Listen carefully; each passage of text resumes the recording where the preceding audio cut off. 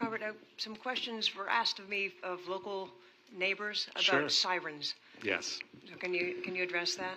What I can address is that, and I know this from firsthand because unfortunately we had to make several calls to EMS from my mom's house, who lives in Cooley Hammock. She's doing fine, by the way. But just in the last year, I think EMS, and I've never talked to the chief about this, but responded 3 times in a 12-month period. And, you know, typically, the chief may want to speak to this, but I can speak to it. Sirens aren't used when they're, you know, they aren't used except when it's absolutely necessary to clear an intersection or something along those lines. What we found in our case is the EMS folks who were using that vehicle, that apparatus, didn't use the sirens when they came to the house, and frankly, they didn't use the sirens when they left and went to the hospital. So I think they're only used in real emergency situations. Any other questions from board members? I don't have a question, but I just had some comments. I was very excited to see this come onto the agenda of this month. It's been a long time coming, and I see 2 department heads here. We discussed this over the last couple of years with budget, and I do have to say to Charlie and the team that came up with this design, I was afraid when we went into agreement with the P3 on this that I was going to end up with a parking garage that looked like it was the base of a condo tower and very linear. So when I saw the renderings that it looks like a lot of shops and is camouflage, kudos to that. So I really just wanted to commend everyone, and I'm glad that the parking fund is going to be receiving what the money that we're due for this, but it also will help all of us going forward as they bring more projects to redevelop Las Olas.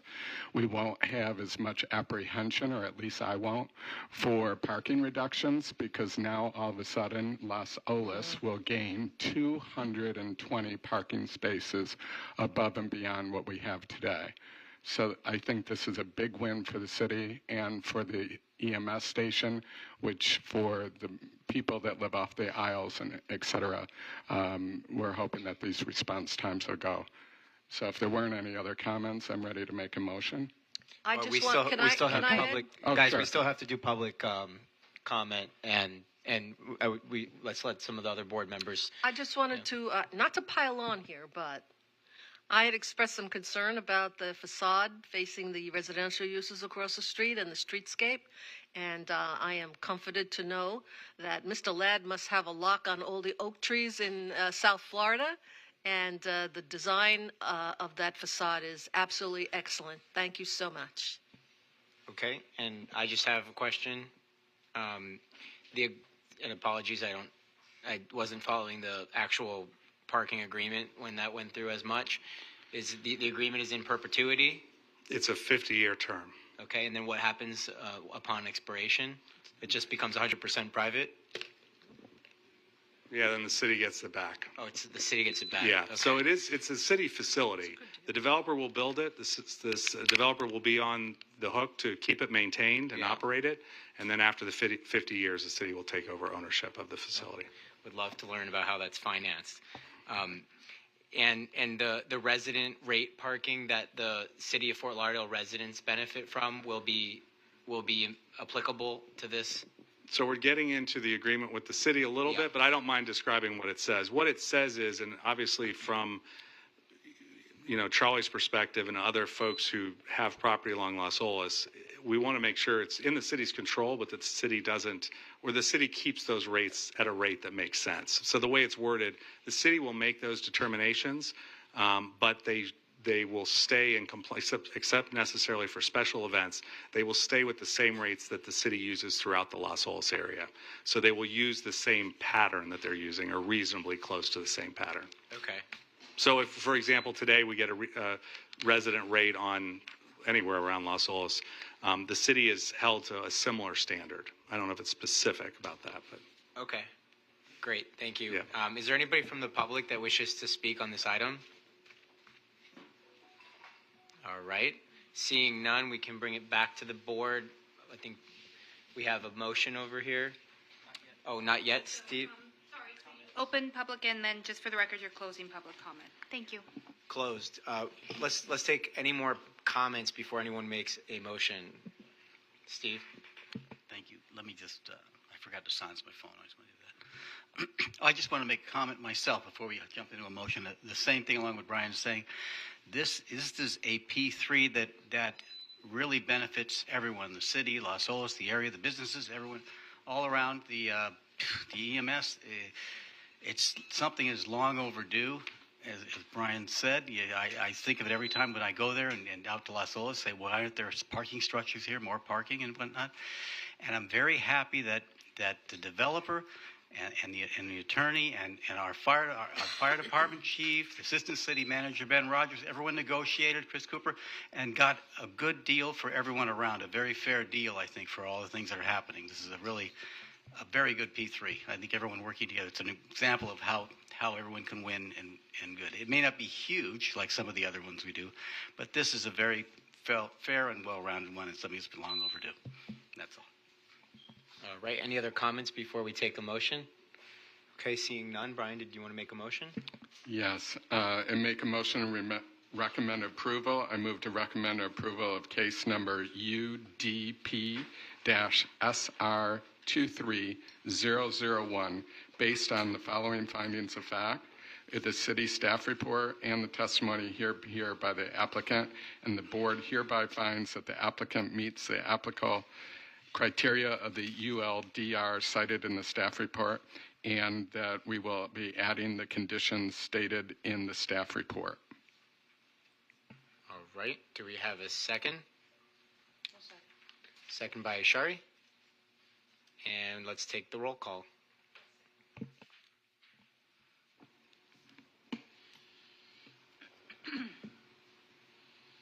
Mr. McTeague? Yes. Mr. Gannon? Yes. Ms. Mamano? Yes. Ms. McCartney? Yes. Mr. Donaldson? Yes. When it's temporary chair, Scheckman? Acting chair? Sorry. Yes. Scheckman?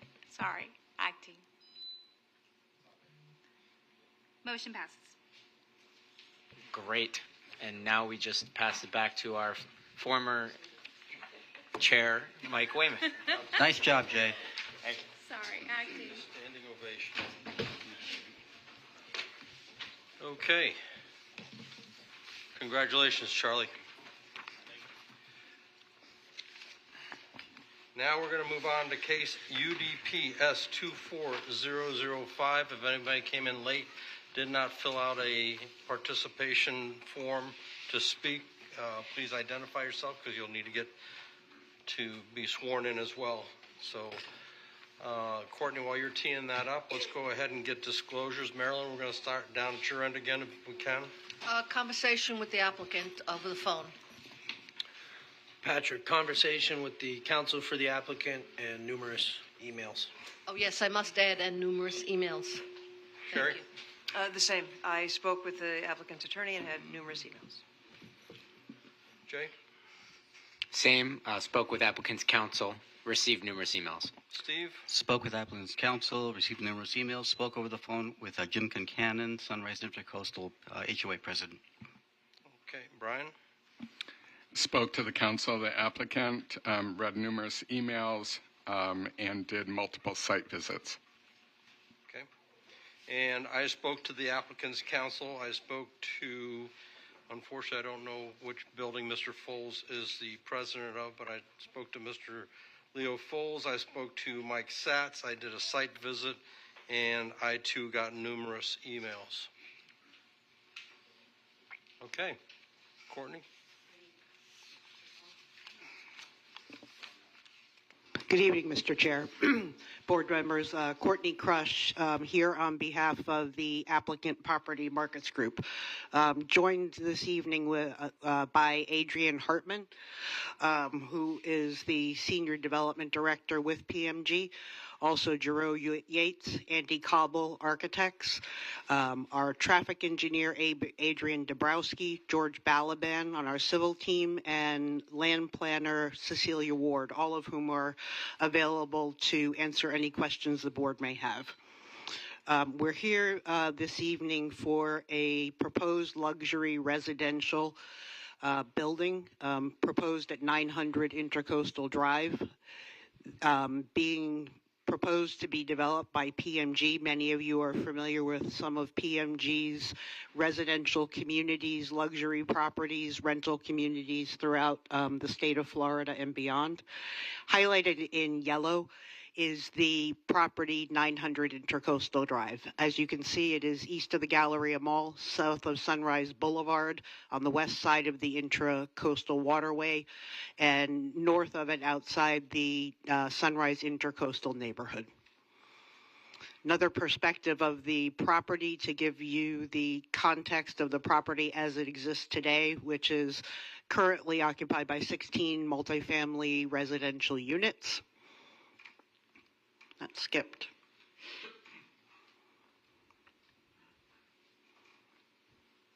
As I mentioned, this is proposed as 44 residences. We are before the board this evening because as the property is on the waterway for a waterway use, a conditional use for RMH 60 conditional use height, and for yard modifications in this multifamily zoning district. The property is zoned RMH 60. This board is certainly familiar with RMH 60, which is the city's highest intensity multifamily residential district in the city. In this area, the west side of the intercoastal swath, if you will, is zoned RMH 60 with a land use designation of residential high. To the west of us, the Galleria Mall and the Sunrise Boulevard businesses are zoned B1 Boulevard Business, a commercial context. There is some residential office zoning, and then south of us is a residential neighborhood. The site plan for Sage is on the screen before you right now. We've designed a very balanced proposed residential building, which we think is something that will not only be a benefit to the residents who will live there, but also takes the opportunity to improve the immediate surrounding neighborhood. What you're seeing before you is a colored site plan calling out the ground level lobby, also the on-site landscaping, which is being proposed on Intercoastal Drive with generous buffers on the south-north and also on the waterway where we are proposing a ground level pool. This is the actual landscape plan showing the foliage. I do want to emphasize to the board that not only are we proposing on-site landscaping, which in the RMH 60 district is 35% and quite generous with building footprint, we are also going to be improving the pedestrian experience by introducing landscaping and a sidewalk along Intercoastal Drive outside the property lines. As we go up the site plan, we do have 3 levels of parking. These are self-parking spaces, 99 in our proposed site plan. The ULDR requires 97 for a residential, based on the residential units. And then on the right of the slide, you can see we are proposing a very slender footprint. There are only proposed 2 residences per floor, with a single core elevator and staircase with angled balconies along the perimeter. It's about 7,280 square feet per floor. This is a perspective where you can see the ground level podium, which I shared with you, which has the 3 levels of parking, the lobby, and some amenities, and really gives you, I think, a perspective of the profile of the proposed residential tower. This is Sage. As you can see, the thinnest and tall building in context. FSMY and the team have really taken effort to provide a lot of glass, movement, sculptural detail. Above a podium, which I think you can see in context, is comparable to the parking podium at Aqua Blue. You can see the introduction of green and the generous separation between Aqua Blue and Sunrise Tower. Ground level, as I shared with you, what you're looking at is the entry, the enhanced landscaping in the right-of-way, sidewalk. We do have a vehicular drop-off while it's not valet, where there could be receiving, and then a glass lobby at the ground level. And you'll see in the background the wood-looking material providing architectural interest for the garage screening. Perspective looking northwest across the Intracoastal Waterway. Looking due east, as if you were perhaps hovering across, up top the Galleria Mall. And finally, a pulled back image that shows this in context with our other RMH 60 neighbors, with the business zoning that is in the foreground. Part of the review for this board is consistency and with comprehensive plan, but also pedestrian experience. If one is seeking, and as we are, yard modifications, one of the components is the pedestrian experience. As I mentioned, we're not only providing pedestrian access to the residences themselves, we are also taking the opportunity to take a hard asphalt experience along Intracoastal Drive and continue what 920 Intracoastal Drive, which is the Aqua Blue community to the north, did, and try to extend that a little bit further south. As I mentioned, the proposed parking podium is consistent and continues the experience also of Aqua Blue. We believe it's harmonious, and for a 44-foot parking podium provides continuity with our neighbors both to the north and also to the further north. Sunrise Tower, our neighbor to the south, does not have structured parking. They have a surface parking lot. So for the 44 feet, we are proposing a 22-foot setback to the parking podium from the property line, and then the proposed residential towers is set back 60 feet from each property line, yielding a separation with our neighbors of 97 feet 8 inches to Aqua Blue, which is on the left to the north, and 120 feet to the closest point of our neighbors to the south at Sunrise Tower. As the board is certainly familiar, impacts to traffic are one of the components for your review. Fortunately, the traffic impact statement prepared by Kimley Horn and reviewed by the City of Fort Lauderdale shows that there is net new daily 361 trips that's going in and out, and that's assuming, candidly, that the residences are fully occupied. In the morning, there is an additional 1 AM trip generated, and in the evening over that 2-hour period, the net new number of cars coming in and out is 8.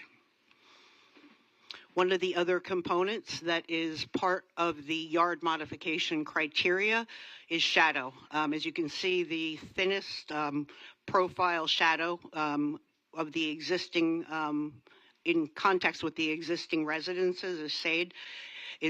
The shadow maximum allowed when one is seeking yard modifications, as in, are you bringing a building down to closer to its side property lines, is 50%. Sage, as proposed, is shadowing 30% of the waterway during March 21st of any given year. As I took the board through as a waterway use, that review comes to this board. We are providing the 20-foot landscape buffer required for a waterway use. Conditional use requirements, we are here to ask for a height, which the code allows in the RMH 60, between 150 and 300 feet. Sage, as proposed, is 292 feet, 9 inches. At the tower level, and so we are charged with evaluating whether that height is appropriate, in evaluating whether the design, the building form, is something that is compatible with our abutting property owners.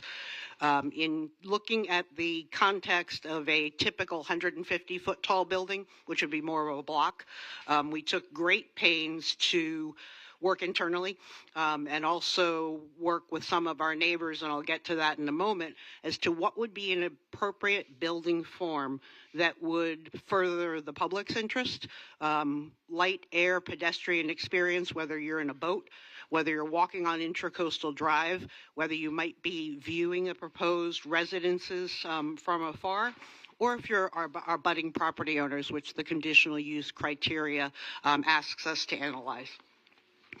As I mentioned, with respect to the modification of yards, our parking podium is 22 feet off the north and south property lines, set back more generously on the east and the west, especially at floor 1, as you'll see from the staff report. And for the 44 feet in height is set back 22 feet. For the proposed tower, which has a maximum height of 292.9, we are proposing 60-foot setbacks from each property line, which really affords the opportunity, we think, to have a balance of scale. While we are a slight needle and taller than some of our neighbors, providing that generous separation, which I think is unprecedented in any RMH 60 zoning project that I can think of, whether it's on Galt Ocean Mile or looking a little bit further north of us, is something that we feel is compatible and meets the criteria, certainly, of conditional use. As you know, as you heard on the last mixed use application, use is something that also is referenced in the conditional use section of the code. Here we have residences proposed in a residential zoning district. We actually have multifamily residential proposed in the RMH 60, which certainly permits and actually intends that that is where we will have multifamily zoning available and developed. How did we get here? We actually started, or PMG started designing Sage at the last quarter of 2023. We had the opportunity to meet with some of our immediate neighbors, board representatives of the Corinthian, board representatives from Sunrise Intracoastal, Aqua Blue, and ultimately Sunrise Tower over the beginning of 2024. Submitted a site plan, and I will share with the board, which was shorter and squatter. It was comparable to Aqua Blue, and for the leadership here at Aqua Blue, I was not calling your building short and squat per se, but we were envisioning that as we presented to our neighbors, that sort of a height in particular was something that would be well received. We're proposing 44 residences. As I may have mentioned, 45 are allowed, so our density is certainly consistent with the RMH 60. While I think we had very frank and open and pleasant conversations over the course of the next 6 months, our neighbors made it very clear to us, and by our neighbors I mean Aqua Blue, our neighbor to the north, Sunrise Tower, our neighbor to the south, at least preliminary feedback from Mr. Kincannon, Sunrise Intracoastal's president, and the Corinthian, that they thought that the smaller in height, wider building was too tall, too dense, and then there were also, I think universally, strong concerns about operation. Just to touch on those briefly, as a residential building, and some of you as board members have made a comment about, what's the right number of parking? I know the board gets comments, whether it's a townhouse project or a condominium project, what is the right number of parking spaces? So I just wanted to share with you, as I said, we're parked slightly over code.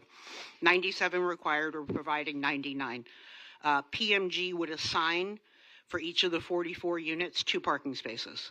The top floor, so 2 units, would have the option to ask for use of a third. So that would be a maximum of 90 assigned, leading us with 7 for visitors and the like. We also, and I think you may have seen on the site plan, not only have a drop-off area, but a loading pad on the south.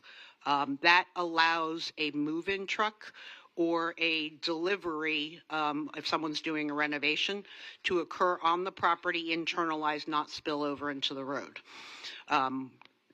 Josh Tomey, who has worked with PMG managing their exclusive residential communities, let me know that, in terms of employees, because that was also another question that came up from our neighbors and some board members, there would be a maximum of 4 on the property at any given time, and that PMG really has tight control over deliveries. If you're going to renovate your unit, you can't necessarily do it next week.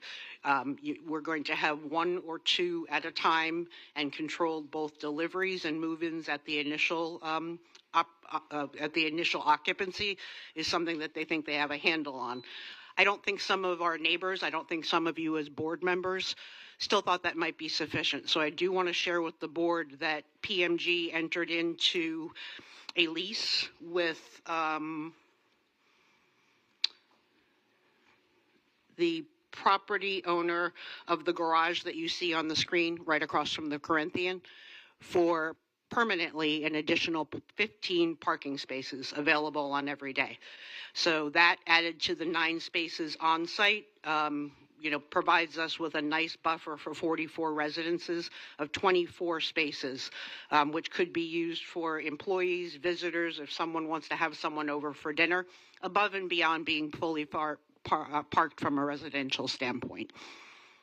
So in June of this year, Mr. Healis with Aqua Blue reached out and said, we are continuing to have conversations about your pending DRC.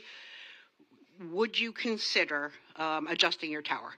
Would you consider pulling out a unit out of your tower and making it narrower? The units, as submitted previously, were 4 per floor, and we were requested to look at pulling out a unit, making it 3 per floor, and making it 2 per floor, which is the application which the board, which staff and the board reviewed. We did so, had Giroux and Andy design alternate towers.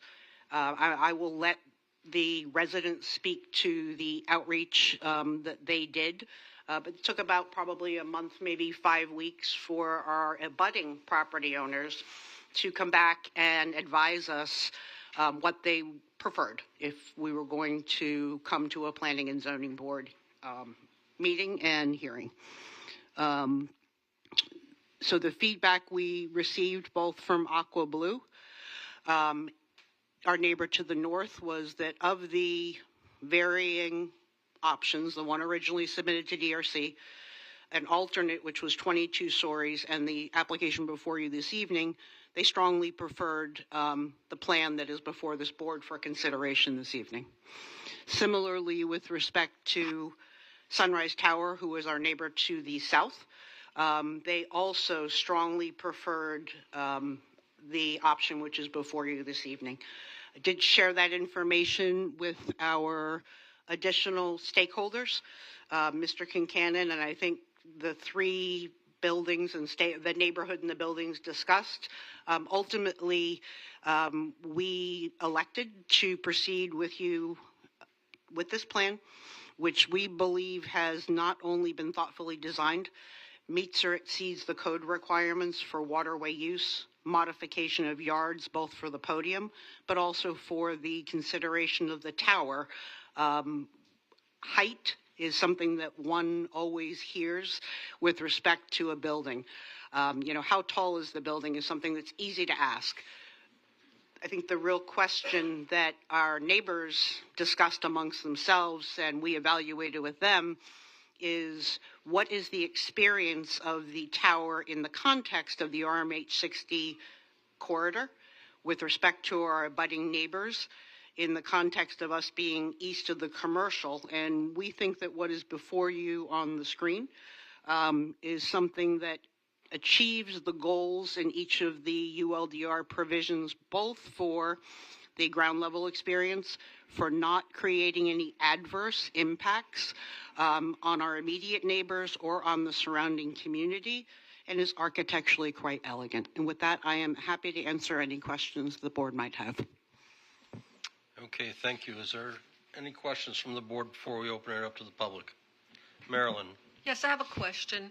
Yes. Or two. Okay. Going over the site plan, could you explain again how much this street is going to be made narrower and how much of the street will remain open?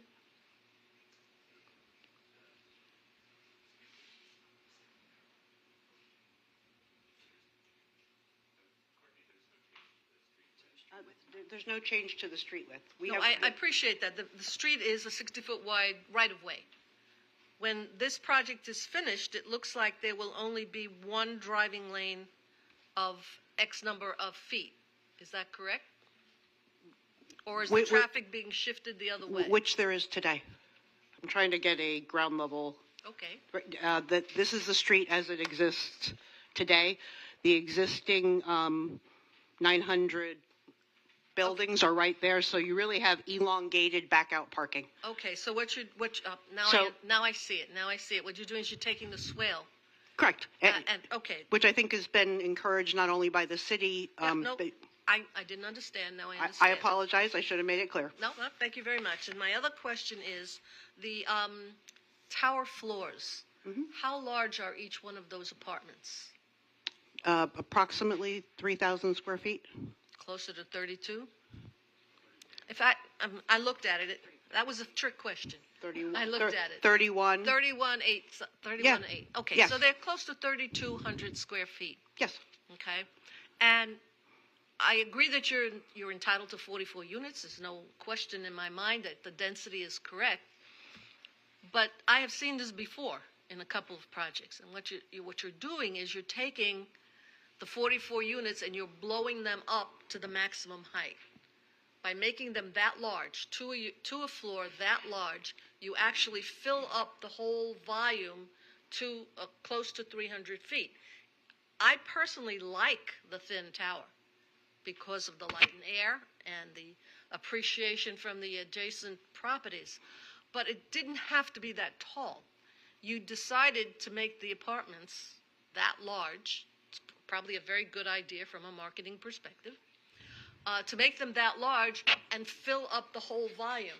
If you had chosen to make 3 apartments on some of the floors, that height of that building would have come down because you would have gotten up to 44 units, maybe not at 28 stories, but maybe at 24 stories, and maybe even less depending upon how many of the floors you made 3 units versus how many of the floors you made 2 units. So I just wanted to make sure I understand that the apartments are close to 3,200 square feet, and that was your choice to do it, to fill up the entire volume up to the top. So certainly was not our choice to fill up the entire volume to the top. In fact, we did not come in with an application that sought to go to 292 feet.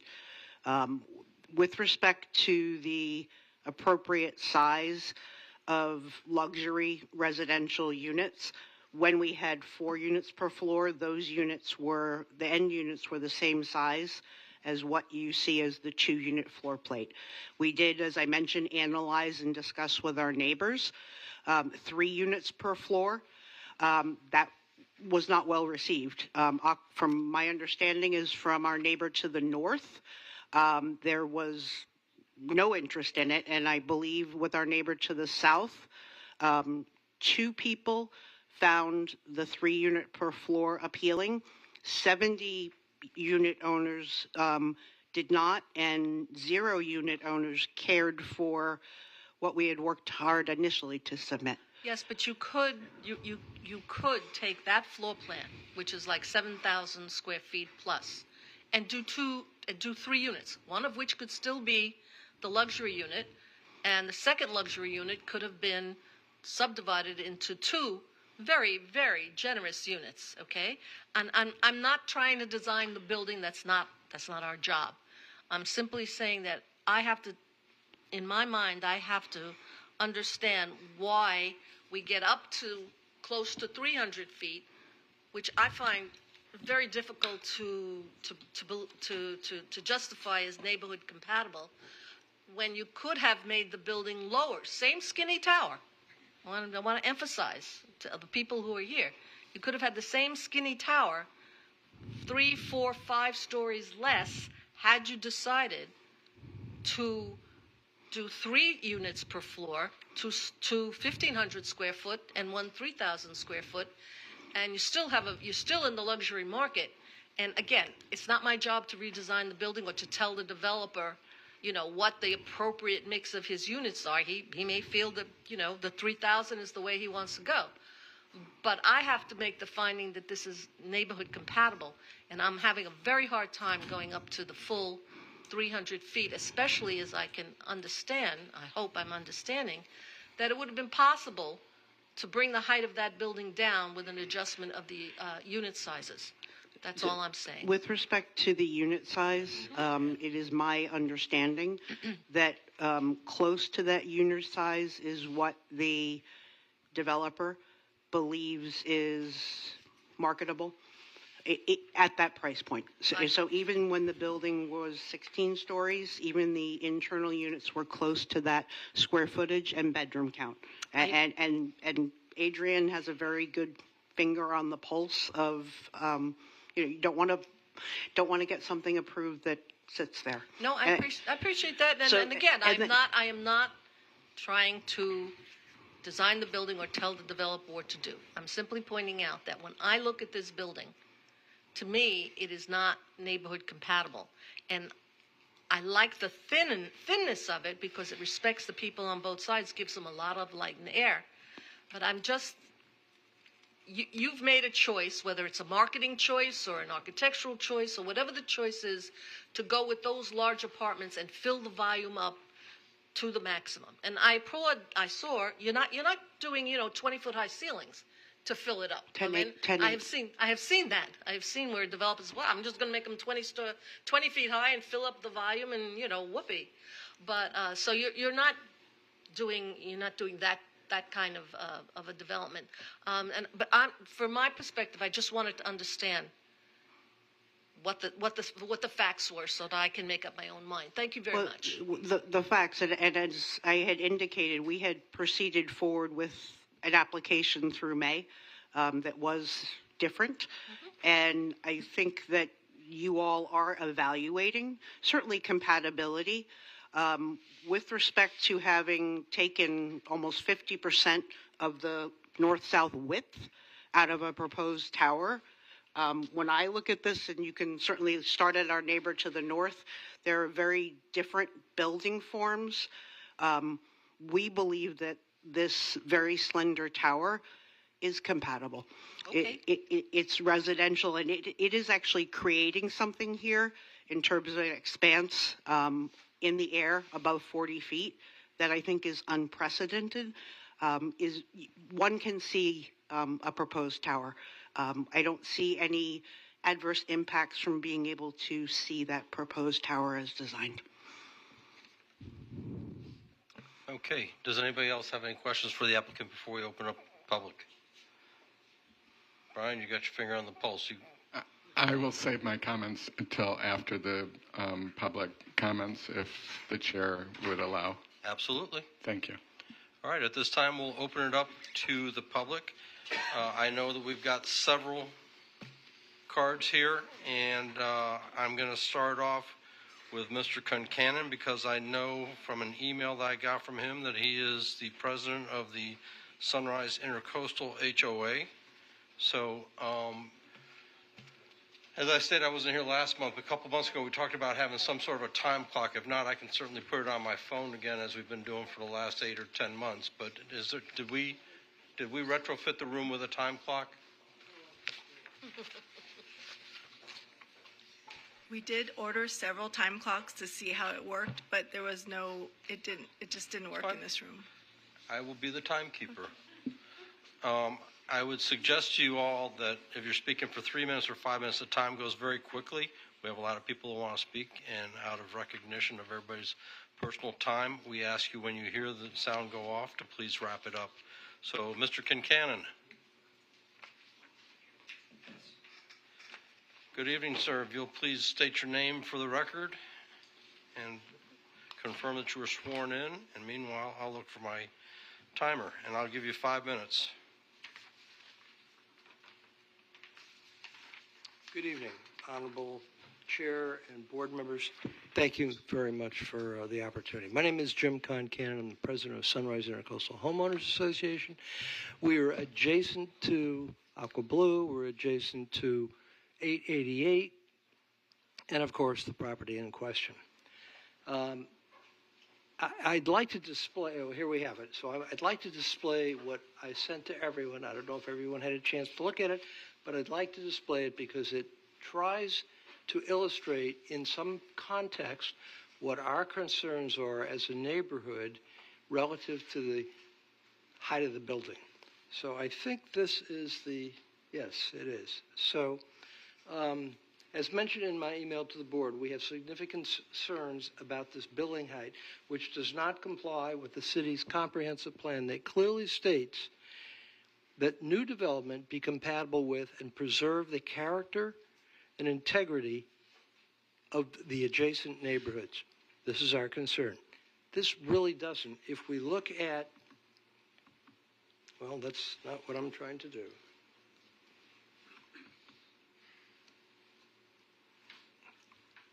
Thank you.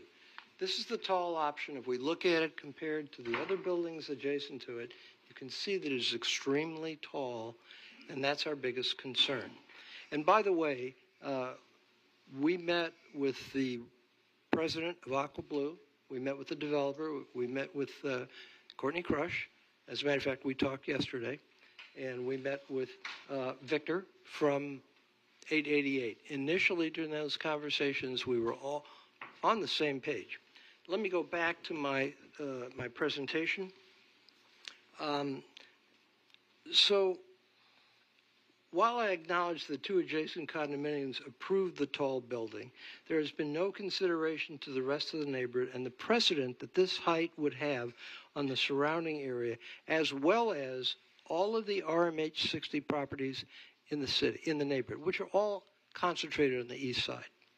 I find it interesting that the motivation for a departure from the original plan is based on view, the distance between Aqua Blue and this, the view between the balconies, which we completely understand, and we concur with the applicants, or with the neighbors, that the original plan was too close. But I find it interesting that historically, that view consideration when applying for a conditional use is never considered. And we will give an example later with one of my colleagues. What is the compelling reason to grant such a significant height increase? Why now are we considering view when across the board, DRC and the city generally says view is not a consideration when we're trying to evaluate a conditional use. It's also interesting that originally the two adjacent condominiums who are here tonight were significantly worried about the impact of service vehicle traffic for Sage, and now it's okay. And that was based on the 44 units. I applaud the developer for leasing the space. I think that's wonderful.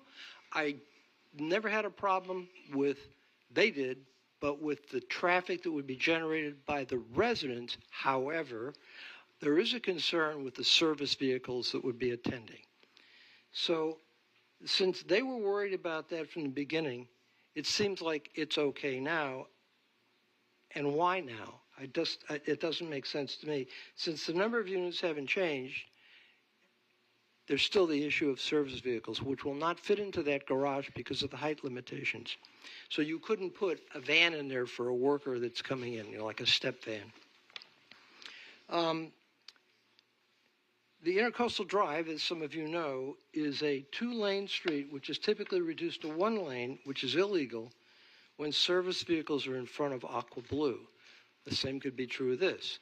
When we talk about high-end clientele in this building, they most certainly will have quite a few service vehicles coming, going. And I'm not talking about just the move in and the move out, but other activities that might happen during a given week. And I don't know how that would be scheduled. I mean, it seems like that would be a very difficult thing to do. And I would think that some of the neighbors would protest waiting for the other neighbors' business to be done. This issue is compounded with the addition of the Sage 44 units and subsequent service vehicles. I'm concerned about that building management. Do I have my time up? Your time's up. I'll let you go ahead and finish and close. All right. If you would, keep All it right. brief. So I said a lot of things about the neighborhood compatibility, whether or not it really fits the neighborhood. It's my opinion, and I think that I hope that you would agree that at 300 feet, I mean, let's call it like it is, 300 feet, it's too tall.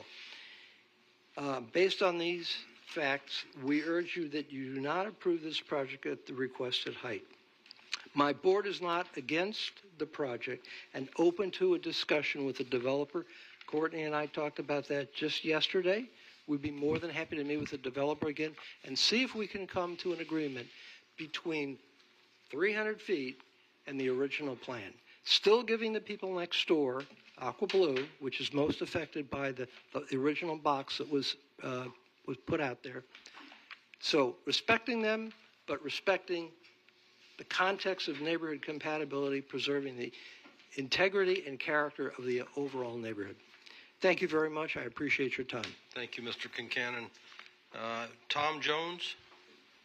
Do we ask questions now, or we listen to the entire public? I'm sorry? Do we ask questions of public, or we don't discuss to the public, whoever spoke? I don't know that we've asked If I wanted to questions ask of the public. Mr. Concanon a question, is now the time? Sure. Or not Sure really? it is. Could I? Thank you. Okay.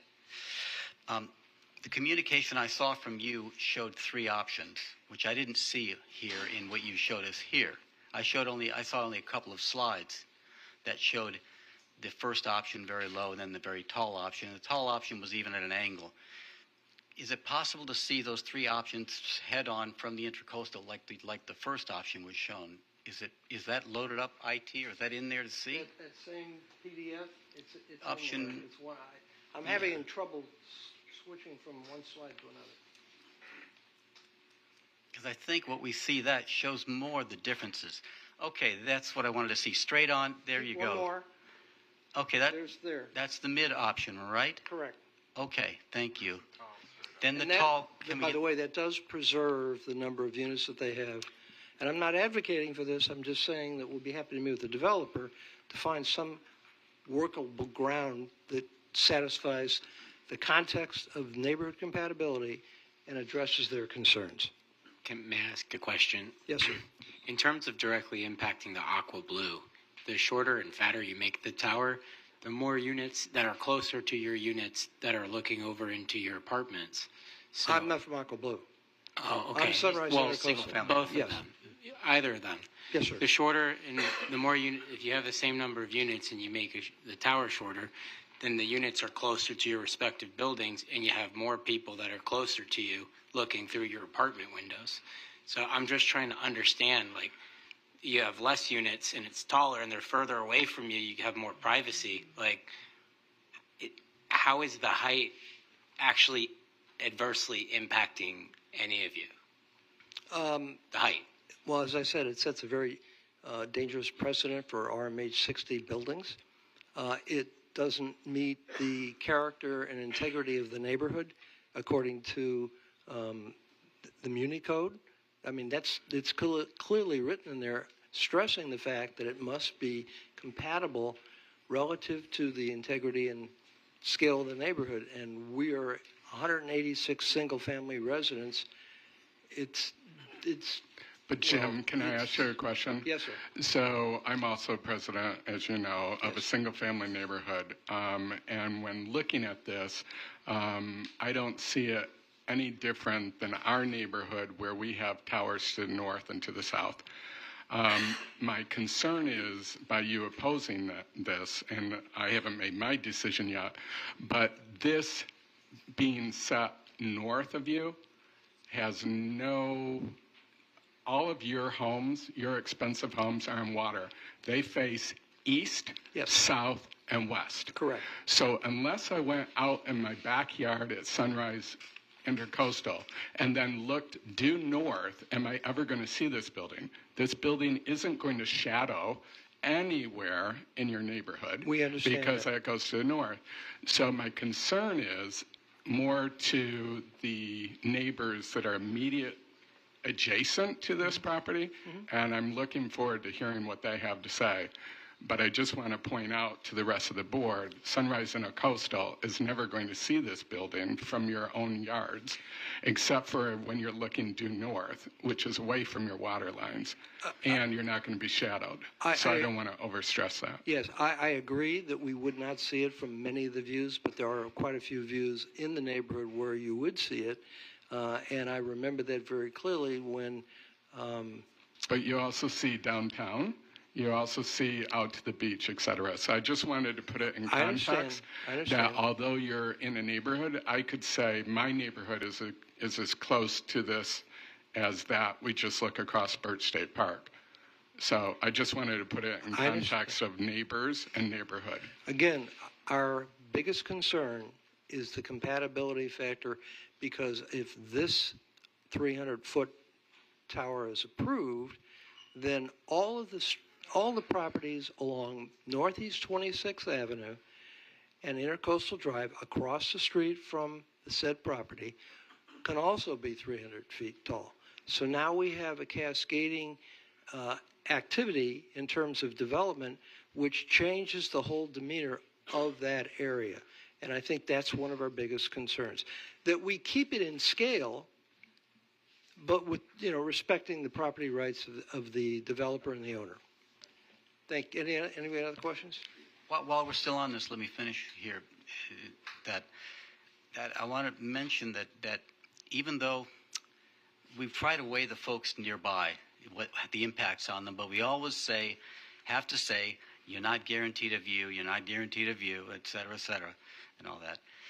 I think what's happening here, if you look at this mid-rise option and you let your eyes just go across the top, it looks much more compatible and uniform, even though it is higher, than the tall needle. The tall needle looks like it's very out of place in context of what the other ones are there, and it looks to me like there is a large view corridor, a very large view corridor, certainly larger view corridor than Aqua Blue gave the Corinthian, when they went up, and also, if you look at the bottom podium, the podium never changes. So a ground floor view, no matter how high you go, which is a drive-by, walk-by, it's always going to be the same. It's only a very small setback. You try to drive by or walk through and look at the Intercoastal, you won't see much of it.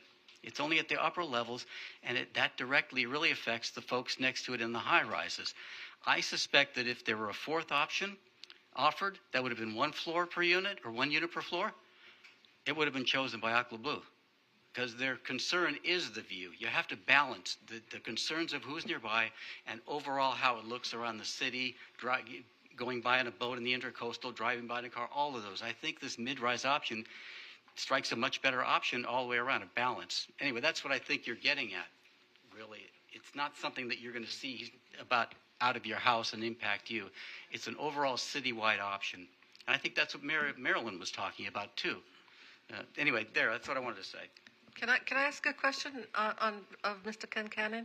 Sure. That option, the mid-rise option, how many units per floor did it have, and were they all 3,000 square feet? Is that how they got in other words, instead of having 2 units per floor, they had 3 units per floor at the larger size, and that's what brought the building height down. You put 3 big units of floor, as opposed to 2 big units of floor, and you bring the height down. So I'm beginning to, in my mind, understand where I'm going with this. It's what's forcing that height, which gives you the skinny tower, which is good for the people next door. But the finding we have to make is not, gee, is this good for the people next door? The finding we have to make is this compatible? Is the height of this building compatible? So thank you for that information about the sizes of the units. Thank you. Mr. Concanon, one quick question. Yes. Can you tell me who the author of these renderings is? The developer. And then I labeled them so that we had a clear understanding. This is looking west. I just took their information and labeled it so that you could have a clear understanding of what our concerns are in the context of RMH Understood. 60 in the area.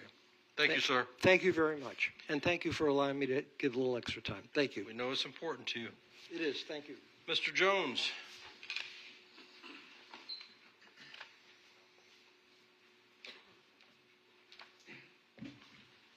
Hi, my name's Tom Jones, and I have owned and lived in a condominium on Northeast 9th Street for 20 years. 9th is the one that parallels or is a feeder street into the area, specific area that you're talking about. My concern is the sort of the precedent that's being set by allowing, and I've been told that you don't talk about variances, but modifications to the restrictions of the buildings in our area. You know, if you go to this maximum height, you know, what message does that send? And my concern is that those 4 buildings are now filled out there. If a developer wants to come, our street is the next one that they would come to. It's part of the same neighborhood, and with the sort of somewhat easy acceptance of modifications being allowed, what is the potential then for the rest of our neighborhood? And I just ask you to consider that you're not just looking, I don't think, at one building. You're looking at a whole neighborhood and what the impact of that will be. And my question is, how easy do you want to make it for developers to come build beyond what the current code, my understanding is, would allow? And I just ask you to consider that, because the impact goes up the street as well. So, thank you. Thank you. Okay, Susie Burstein.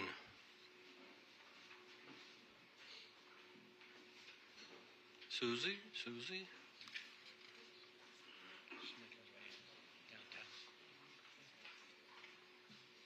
You took the long way.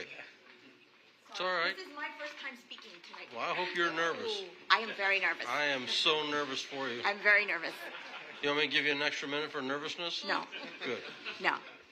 Good evening. Is this on? Yeah, it's working. Okay. Hi. I'm Susie Burstein. I live in the Sunrise Intercoastal neighborhood. I'm a resident there. I'm a full-time resident of Fort Lauderdale. I'm also very active in the Council of Fort Lauderdale Civic Associations.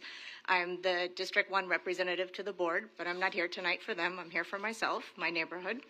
I'd like to talk about the RMH 60 conditional use, 150 feet. I got to be privileged to be present to the December 18th presentation by PMG and Courtney, and I was very impressed with what I saw from PMG. I like the original style. I actually have a copy of it still. And in my notes, I called it a very chic, tropical, modern. I was very excited about the project, and I thought it was very compatible to the Sunrise Intercoastal neighborhood, and it would be a benefit to the peninsula development as a whole, something that you would see in Miami Beach, Bal Harbor, Surfside. I liked that it was a mixed media. I liked the glass, and I thought it was the appropriate height and mass, and it was compatible with what the Aqua Blue is. I'm shocked to know that we're in a 360-degree turnaround, and we went from a tasteful, chic, tropical modern to an over-the-top Dubai. How do we get to 300 feet? You say that, you know, the views in Sunrise Intercoastal and the expensive homes. What's an expensive home? That's okay, but that's really not fair. You know, that's really not fair. I don't have a waterfront home, but I have a new home, and my home is very expensive to me. Does this affect? Well, but I think that was kind of a harsh comment. There's people that live on 26th Avenue. You're wasting your time in debate here. And okay, so you know, you're setting a precedent with this, and these buildings are going to start migrating to the west, and you're going to have 300 feet buildings all the way. So Sunrise Intercoastal per se may not have a building towering down on them, but it's going to come. And just like Mr. Jones said, they're going to start coming. So this is a very dangerous precedent. I know that when the City Commission had the Del Mar Hotel vote with the Naftali project, the mayor said no view is guaranteed. Why are these two buildings on the Intercoastal getting a guaranteed view? Why is that happening? When does a view supersede the comprehensive plan addressing neighborhood compatibility with character and integrity? A yes vote on this is really setting a future precedent. Tomorrow, the city is hosting this mixed-use zoning for District 1, and they're asking for neighborhood input. I feel like these are not matching. This should be happening first before we should be having this. I think there's other issues of physical issues and the impacts of this potential development. Sewer, time's up. Thank you. If you want to finish your statement, we'll let you finish your statement. There's been sewer issues to this week on 9th Street from the Fix-It app. There's been sewage rising up in certain buildings, and they haven't been able to rectify the problem. So that's a big concern. 26th Avenue has had a water main break, and they've had issues with that. And I do believe that there's been some flooding that hasn't been mitigated on 9th. I wholeheartedly would support the original project as I wholeheartedly supported it when it was first presented. Thank you. Thank you. Rochelle Golub. You thought what? I'm sorry. Now's your chance. Now's your chance. I think that you should hear from the presidents of the other associations before. I don't know who that would be, so nobody put down here president of the others association, but we'll get to that person. Okay, not a problem. My name's Rochelle Golub. I, too, am a resident of Sunrise Intracoastal. And I just would like to talk about why the code provides for 150 feet on waterways. And it's because everyone was always very concerned that we did not want to turn into Miami Beach. We did not want to turn our waterway into a concrete jungle. And we know that if they get the right to build 300 feet, then when 888 gets torn down, it's going to be 300 feet. And every property along the waterway is going to say, we want 300 feet because we're preserving the views of our other neighbors. And it will not be stopped. It is not even a slippery slope. It is a direct drop. And so I think that you should really consider the protection of our waterways. I'd also like to mention, very well put by Board Member Gannon, that the pedestals of all of these buildings prevent there being a pedestrian experience on this block.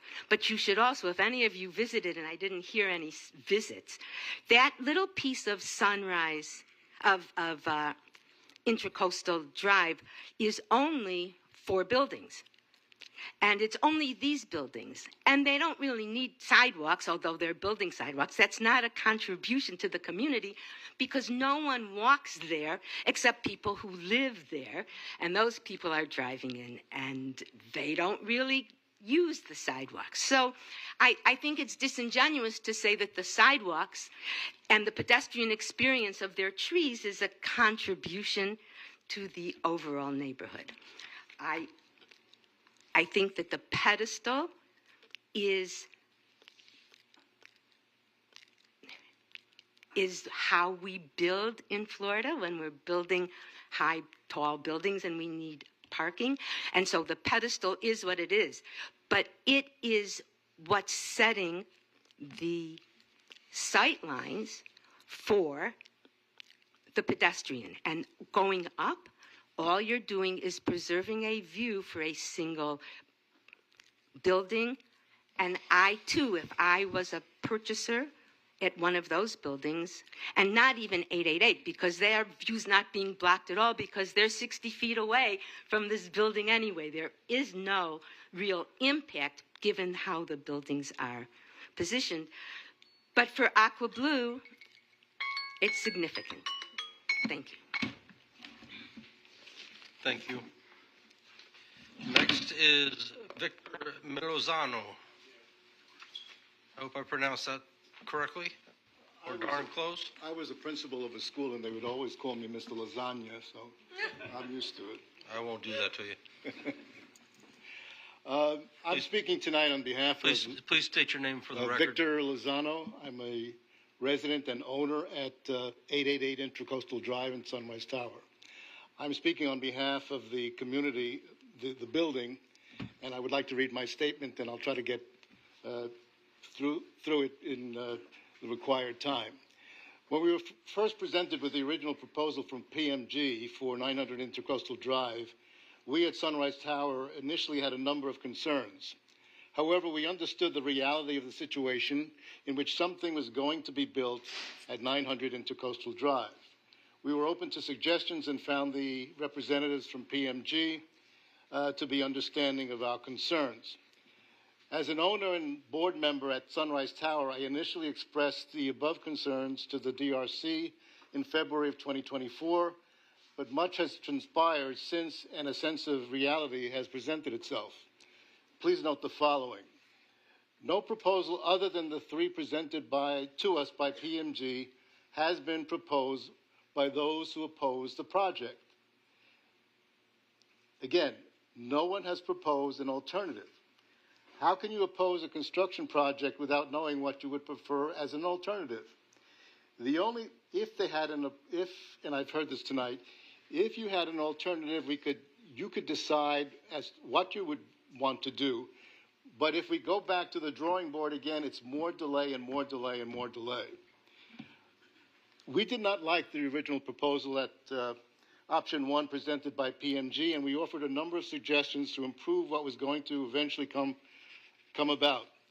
PMG agreed to minimize the potential flooding of our northern parking area by constructing water drainage wells and a retaining wall on the new site. PMG agreed to remove a number of cables coming from the new site over our property to a pole outside of our building. PMG assured us of continued cooperation during demolition and construction so that the work being done would not adversely impact our building. PMG agreed, as been mentioned, to consider changing the original building plan from less of a huge mass of concrete and glass to one which would be less imposing and more attractive. This is very concerning to our building. Two other options, number 2 and number 3, were then presented to us by PMG recently. There were 3 options presented by the developer, and we were asked for our input. Keep in mind that these are the only options on the table at the present time. In reporting to our owners in February and again in August, they were informed of what was being considered for 900 Intercoastal Drive. In a truly democratic process, they were asked for their input, which resulted in what is found below. Over 70 of our 101 owners responded to a survey conducted in our building. It should be noted that there were numerous snowbirds and other owners traveling in August, so we could not reach the remaining owners. 69 owners voted for option number 3, which is the proposal before you tonight, and only 2 voted for the a less tall building than the one that is presently before you. Not one owner expressed approval for the original PMG proposal. As I said, we considered it a huge mass of concrete and glass, which was very unattractive. Of the 71 owners who responded, 69 voted for option 3, which is the one before you. Not one owner expressed as I said, I think I'm repeating myself, but not one owner expressed approval for the original PMG proposal. Many owners expressed the opinion that the new proposed plan would increase property values at a difficult time in our region and in the state. Only 2 owners believed that the new plan was too high for the proposed building. In essence, most, if not all, of our owners did not consider height to be a concern. Someone recently just said that it could create a precedent. Precedent is only a precedent if the city approves it. If you build something, it doesn't mean that it's automatically going to be done in the future. The city, you determine whether it's going to be a precedent or not. But it is within the code as proposed. As a result of considering all of the factors and not necessarily pleased with all of the aspects of what is being proposed, the overwhelming majority of owners at Sunrise Tower clearly prefer the current building plan presented by PMG for 900 Intercoastal. Your timing is impeccable. I made the morning announcements every day, and I have to. I can tell. I can tell. Excuse me, sir. I have a question. Sure. I have a question for you, sir. You listed a number of assurances that you got from the applicant, Right. having to do with some overhead lines and wells and things like that. I don't see them here. I don't see them as conditions. So approving this project doesn't assure you that those conditions will be met. I would like you to understand that. And unless the applicant is willing to include that in the application, you cannot count on those things. Well, we were assured that what I just mentioned is in the plan. And where is it in the plan? And I will let them answer that question. Please, I want to make sure that the gentleman understands what he's getting and that it's I part of understand. this. Courtney Crush, Ms. Milano, in the civil plans, including drainage, the retaining wall mentioned by Mr. Lozano, and we're already working with FP&L and lines. I can pull out all of the civil sheets. We were certainly absolutely doing that and incorporated that such into the application. Okay, so this is actually part of the site plans, Correct. not assurances. Correct. Thank you very It's much. not a false promise. Appreciate that. Okay. Andrew Walsh. Good evening, Mr. Walsh. I see here that you are a president. I am. Good for you. Thank you. We're going to give you 5 minutes for that. Okay. Please state your name for the record. My name is Andrew Walsh, and I'm the president at 900 Intracoastal. My purpose in being here was really just to listen and report back to my other 15 unit owners. I've listened to people in the room already talk, and I think what I can say right now is I live in Unit 1. I watched 920 go up. We moved to 900 in 2014. So I watched that tower be built. As I wrote to my other owners the other day, we had seen a letter from 936 Intercoastal, just commenting about our building or the new building. And as a general observation, my comment to our owners was, you know what? There was a building built next door to us, 920. We watched it go up, and I can tell you firsthand, I've been down there for months during the building season. Maybe I'm not here during the rainy season, but I'm here during the building season. And I watched 920 almost orchestrate. People would come in.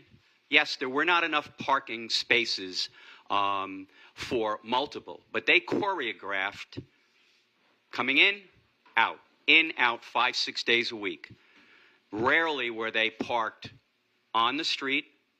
Landscaping would park on the street, just like they park in front of our building when they do our landscaping. Mail parks on the street. And they've done a very good job of choreographing and keeping the lane, the northbound side, open as best as they can in a tight area. I'm walking back from Powerhouse Gym in Galleria today, and I thought, well, you know what? Maybe the city at some point may introduce eminent domain. Bite a few feet off of either side across from us and on our side of the street and create a wider space. Just a thought. But what I can say is 920 went up. 900 was here before anybody. Before 936 Intercoastal, before 920, before 888. And my own personal view is it's our time. I'm sad to say, in the last 7 years, we've lost 7 owners. So it's time for some group to take accountability for, I think, one of 2 very, very good structures. I have my own comments about things that happened at 920. People here, I'm sure, have comments about how 920 was built. This group taking ownership of 900, they have a couple of wonderful designs. And so that's really what I wanted to just say, is that time goes on, and you know what? It's all about progress in the city. Thank you. Thank you, sir.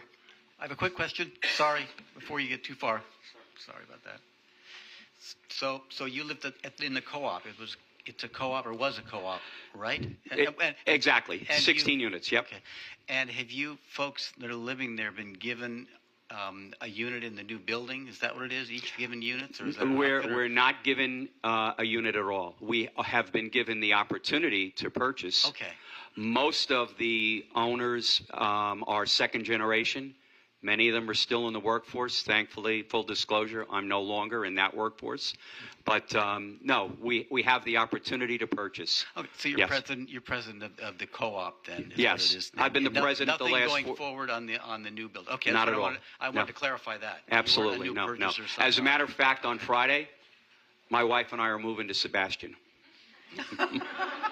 We needed to know that. You and a whole lot of other people. Tyler Heelis. Mr. Heelis.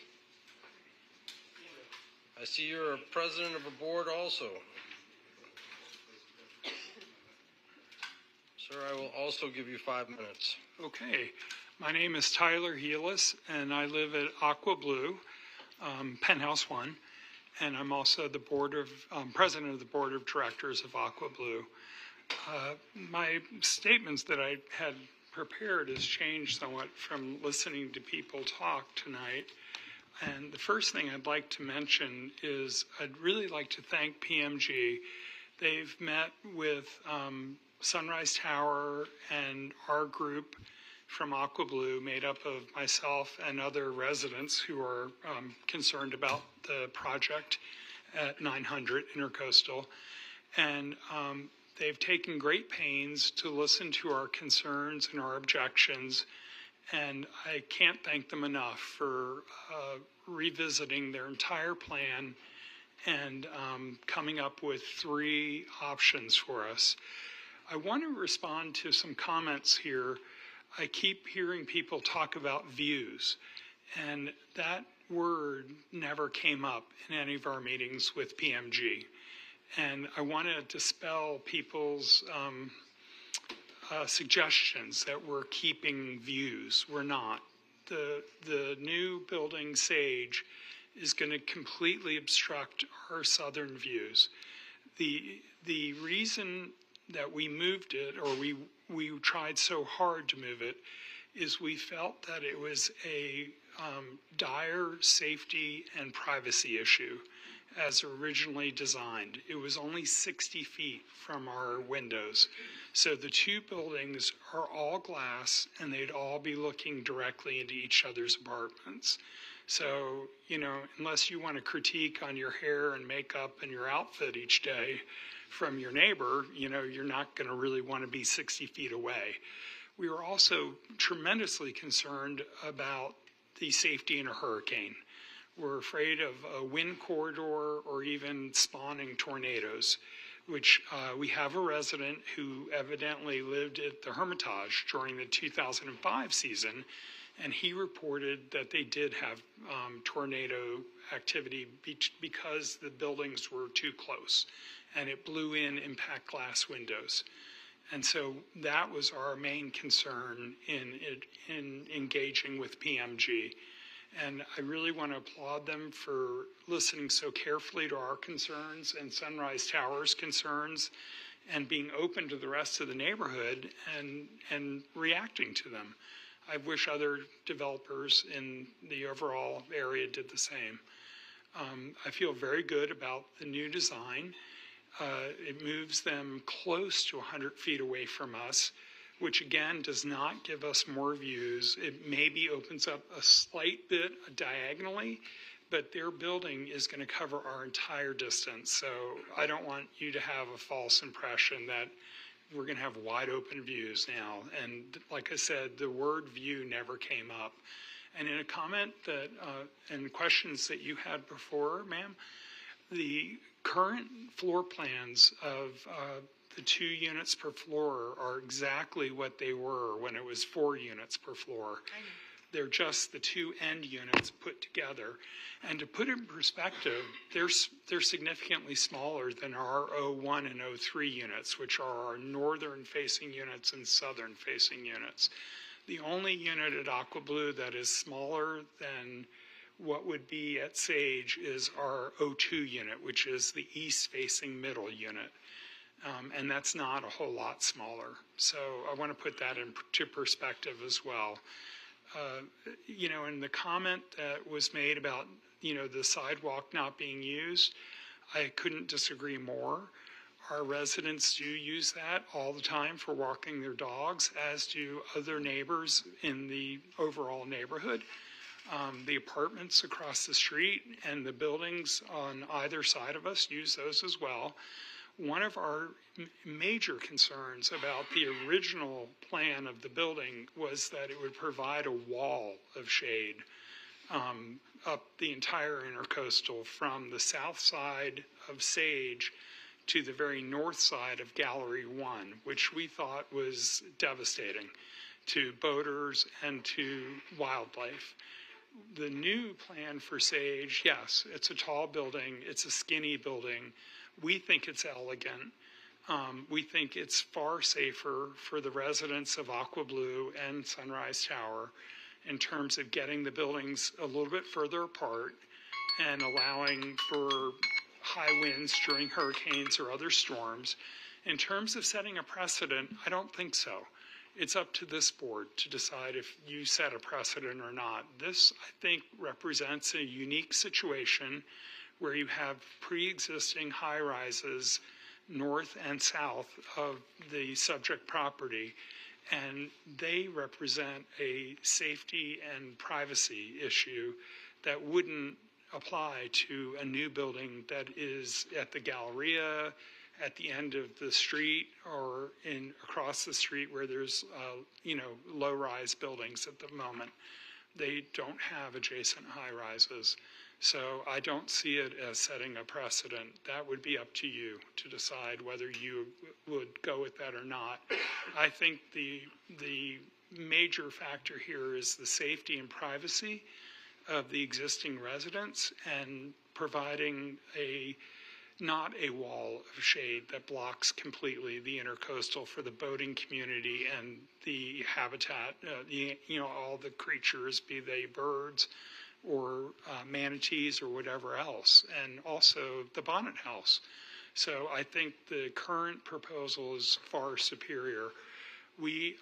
Our board voted unanimously to choose the option that is before you, and we have subsequently did a quick polling of our residents, and we have over 91% approval of the current plan. We do not have not even one resident who voted not to approve the current plan. We're only missing 3, and they happen to be residents that live out of the country when they're not, during the summer. And so they're not in the country, and that's why they didn't vote. But other than that, we have 100% approval of the current plan. Thank you. Could I answer any questions? You're getting out of here scot-free. All righty. I guess I should count myself lucky. Thank you. You covered all your bases. Thank you. Tony Schifano.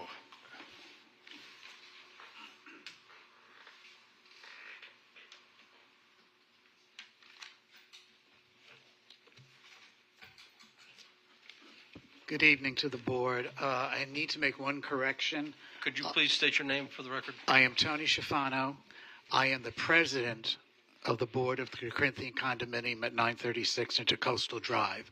At the You got 5 last minutes. board meeting, Theo and I switched places. I became president, he took the vice president role.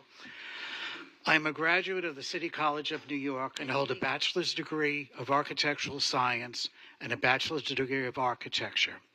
My career was spent designing buildings primarily in New York and D.C., but I also have a long list of projects throughout the U.S. Many of the speakers tonight have been discussing the incompatibility of the proposed building with the surrounding neighborhood, and I would like to touch on the proposed density of Sage, which is much higher than the surrounding buildings. The neighborhood consists of condos that were built in the mid-70s and single-family homes. The square foot size of these condos ranged from 750 square feet to 1,500 square feet.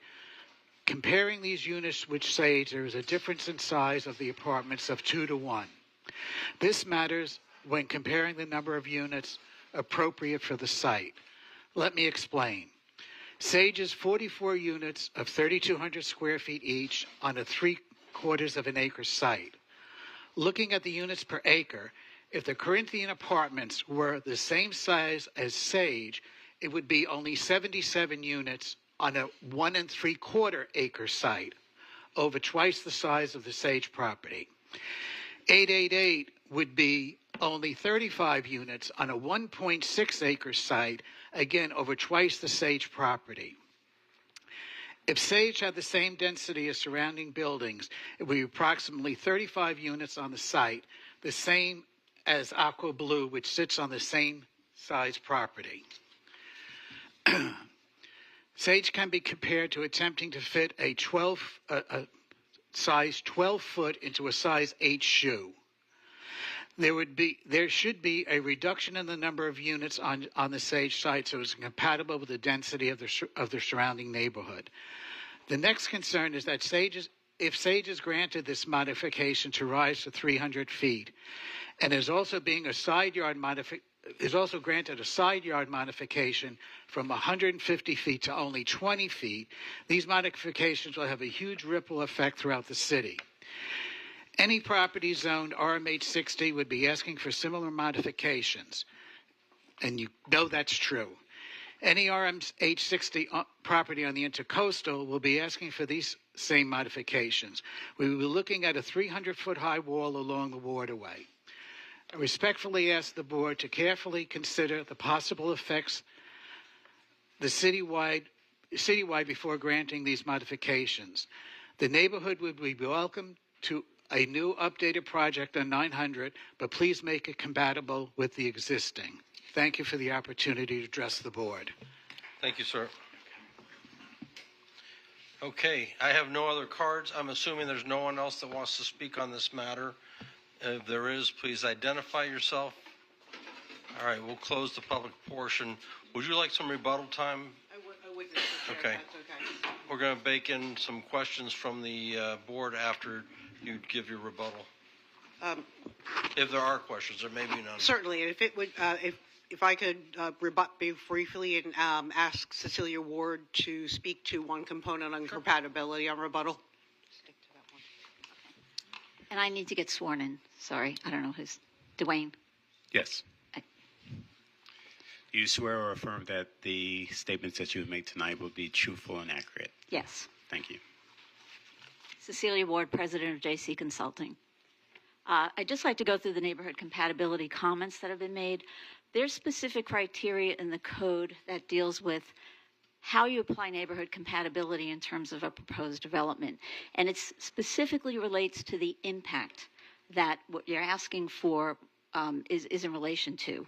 And what we're talking about here is the impact on the abutting properties with respect to scale, noise, odors, lights, etc. And this project has addressed all of those particulars. With respect to the views from the area, when you're talking about height in the RMH60, this land use designation and zoning designation has been in place for over 30 years, over 40 years, in fact, probably more than that. And so it always took into account the vision that you would have much taller high-rise buildings, and that those high-rise buildings would be developed at 60 units per acre, which the project complies with. The idea about half the height of the building setbacks came into play as a tool to not have uniformity in building design, but rather to allow creativity. In fact, there are policies within the comprehensive plan, which I'd be happy to read into the record, which actually deal with that specifically, that how you're supposed to use the criteria in the code to allow this flexibility in design, which will result in a more superior type of design. One of the goals being minimize the shadow impacts on the intracoastal. Obviously, a shorter, wider building will have a greater shadow impact than what is proposed. So that is a specific criteria. The second criteria is, again, relationship to the abutting properties. Obviously, a taller building gives a much greater distance separation from the abutting properties. So why is that important? Light and air. Views is also an issue in some cases, but in this particular case, the most important issue here is light and air going through the sides of the buildings. The reason why, and I've heard a couple of comments about policy, it should be 2.1.1, I think that's what everyone's referring to. I'd like to read the exact language from the plan. It says, continue to utilize intensity criteria contained in the future land use element to ensure that all new development is compatible with adjacent residential land uses. The intensity criteria in the future land use element is under Goal 1, which says you will develop this at a maximum of 60 dwelling units per acre. That is the criteria. Then you jump to the code. Oh, and by the way, we comply with that. 45 units are allowed. We're proposing 44. Then you jump to the code about impacts. Again, there needs to be a link between what is the impact in the relationship of how the building is designed to the impact on the adjacent properties. And a view from across the water, there's no impact of noise, odors, light, air. Precedent is not a criteria in the code. In fact, it's called out in the comprehensive plan to follow the comprehensive plan. And as I've noted, this land use and zoning designation has been in effect for more than 40 years. I'd like to just go back to the Corinthian. I think there were some comments made about about density and whether or not we exceed or have greater density. I think the Corinthian was built at a time, and I know this because I used to be the planning director in Fort Lauderdale, there was a time when there was a density bonus allowed on top of the density that was allowed under the RMH 60. And so you could actually do more than 60 units per acre. That was removed many years ago, I think in 1999. And so the Corinthian, I think, has like an 83 unit per acre density. So when you're comparing apples to apples, we can never achieve that today. And so that density is not an issue with respect to compatibility. I just want to make sure I've achieved all of these. And again, I could cite verbatim the policies and goals and objectives in the comprehensive plan that should be adhered to.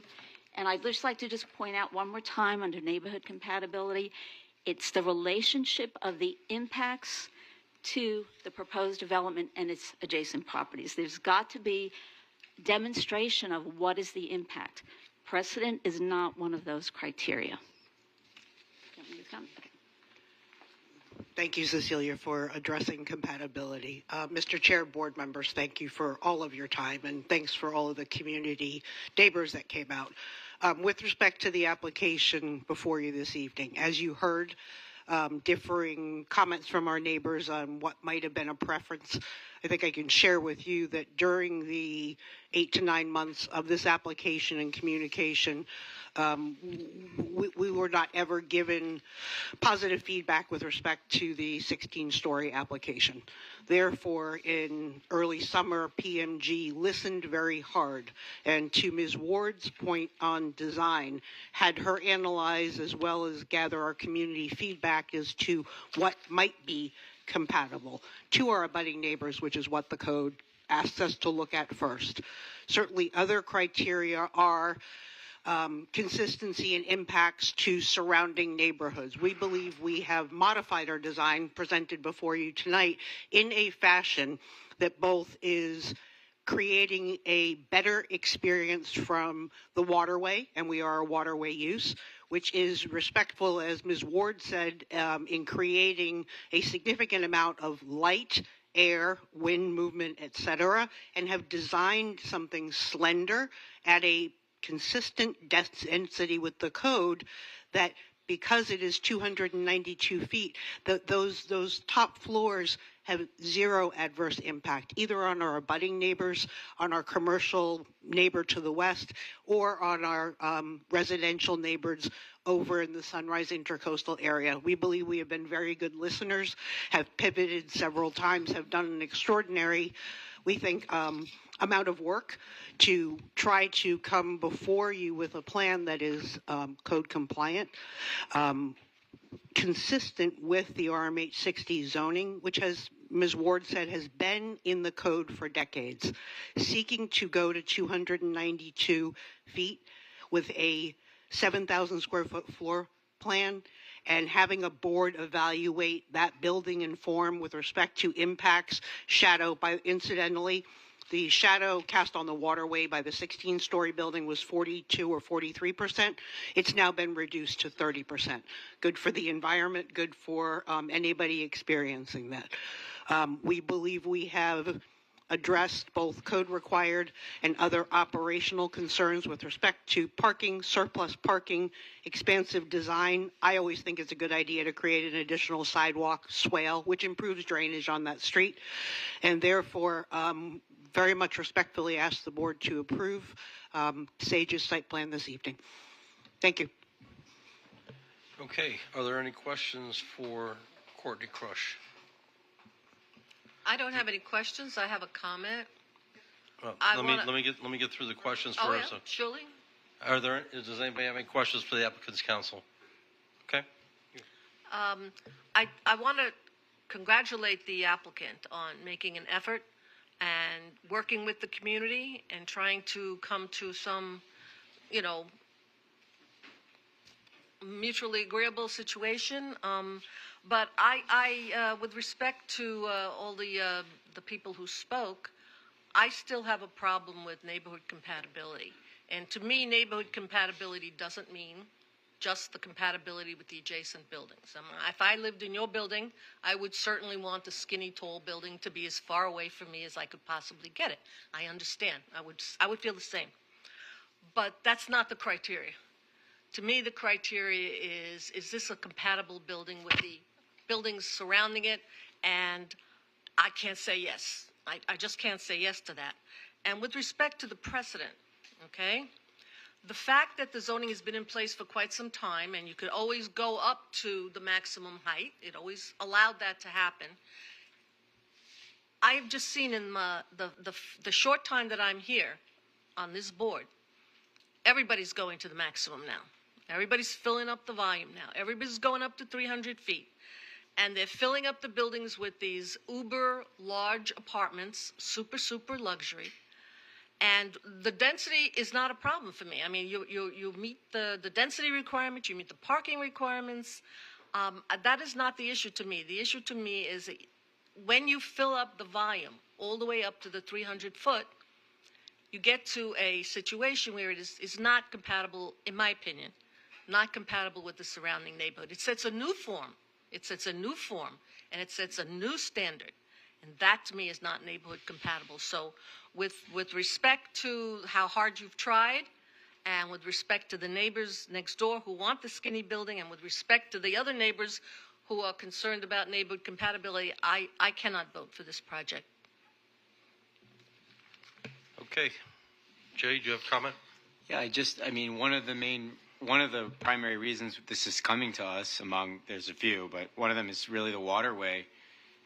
It's a waterway use. And it was interesting, up until the end, we didn't really hear much discussion around the impact to the waterway.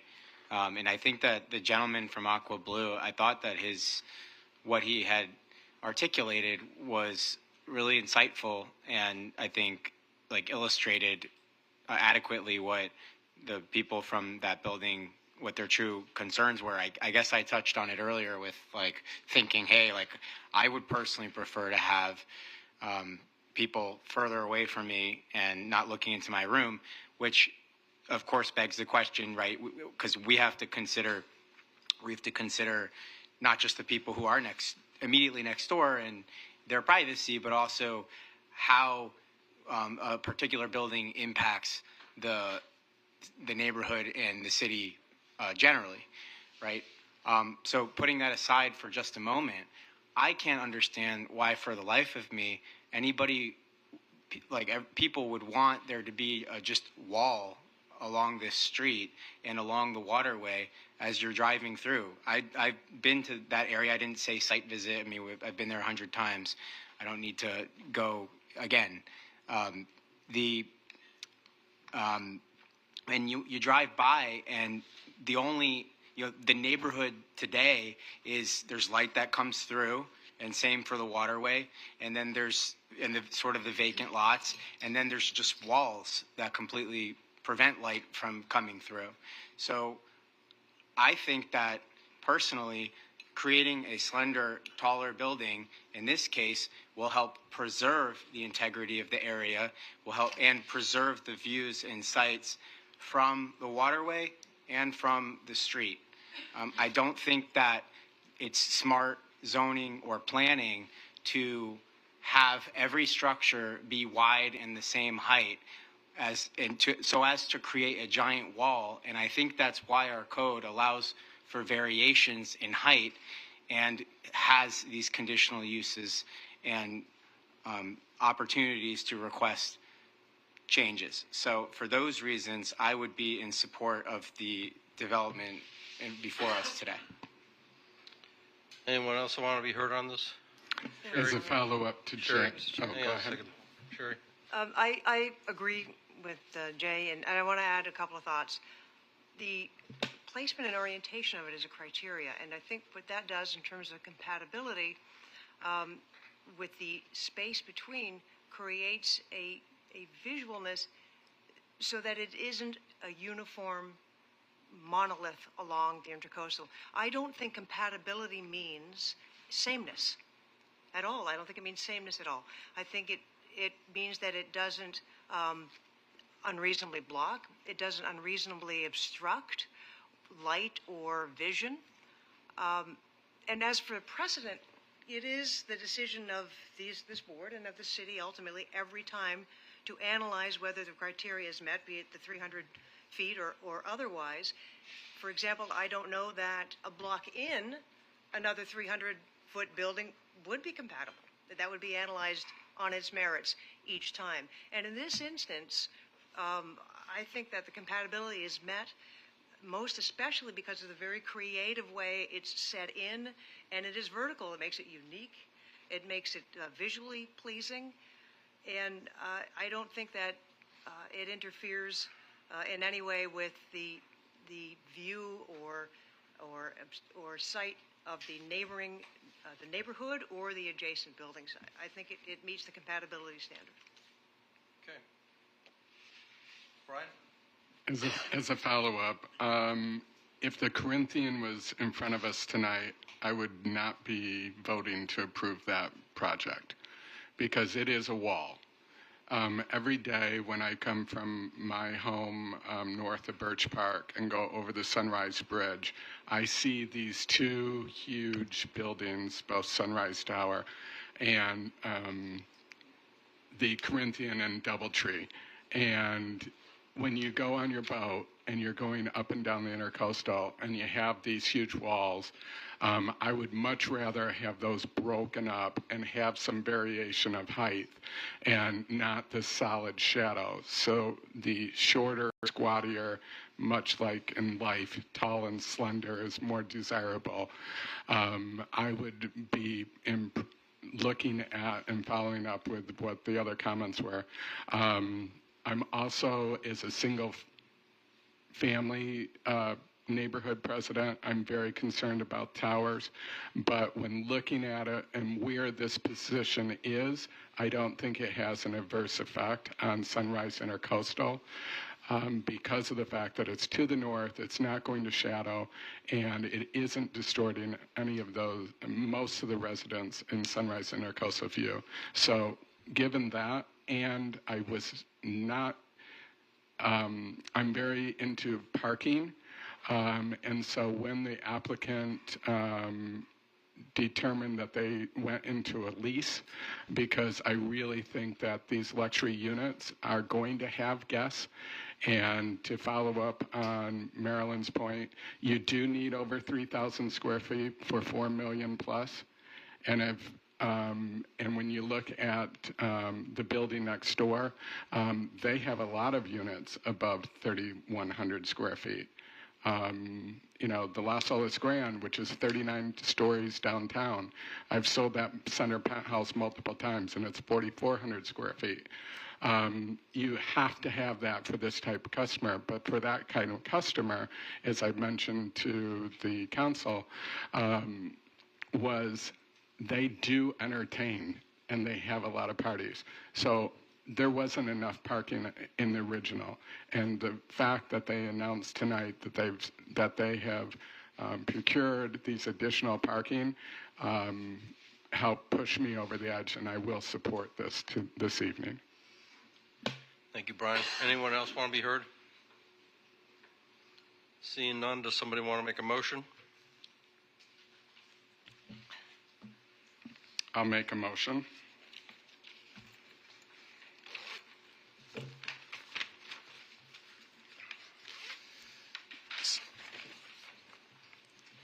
Motion to move to adopt the resolution approving a site plan level 3 for case number UDP-S24005 based on the following findings of fact: the facts of the city report and the testimony heard by the applicant. And the board hereby finds that the application meets the standards and requirements of the ULDR and criteria for the proposed use as cited in the resolution. The approval of this application is subject to all the conditions that are included in the city staff report that were put into the record. Just for clarification, is this a conditional use permit or? Oh, I'm sorry. That's fine. So you're substituting site plan level 3 with conditional use. Okay. Approving a conditional use permit for the same case, UDP-S24005, with the same facts of the staff report and the testimony here by the applicant, and that we find that the requirements of the ULDR and criteria for the proposed use cited in the resolution and with the conditions listed in the staff report. Okay, we have a motion. Do we have a second? I'll second. Sherry McCartney, second. Any further discussion before we vote? Please call the roll. Ms. McCartney? Yes. Mr. Gannon? No. Sorry, didn't hear. Thank you. Mr. Donaldson? Yes. Mr. McTeague? Yes. Ms. Mamano? No.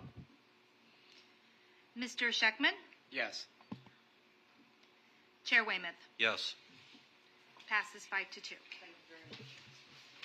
Okay. Thanks, folks. We'll give you a minute to get out of here. We still have more business to do, so if you'd do me a favor and take the conversation outside, not to be rude, but we want to go home too.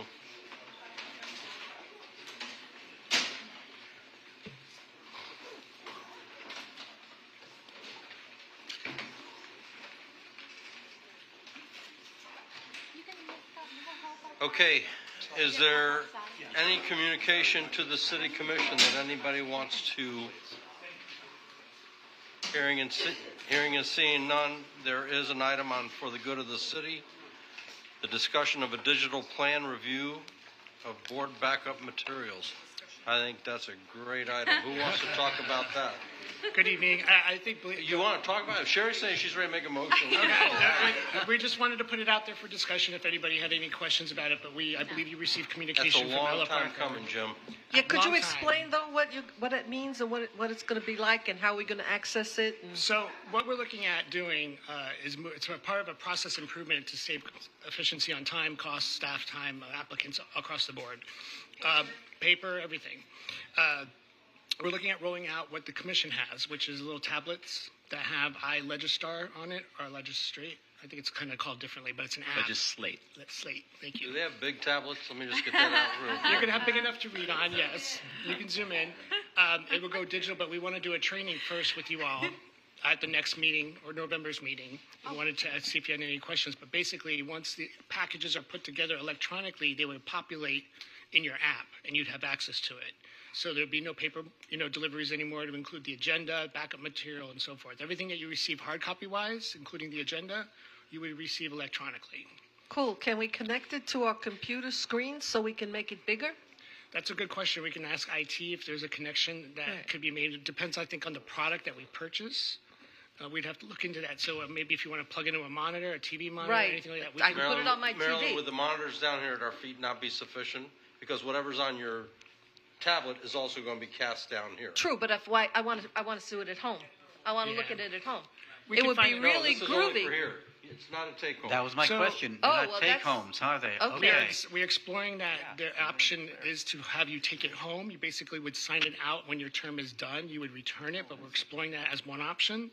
Or the other option is to come in and you would have the tablet here in front of you and you view it that way, but you would still receive the plans electronically at home.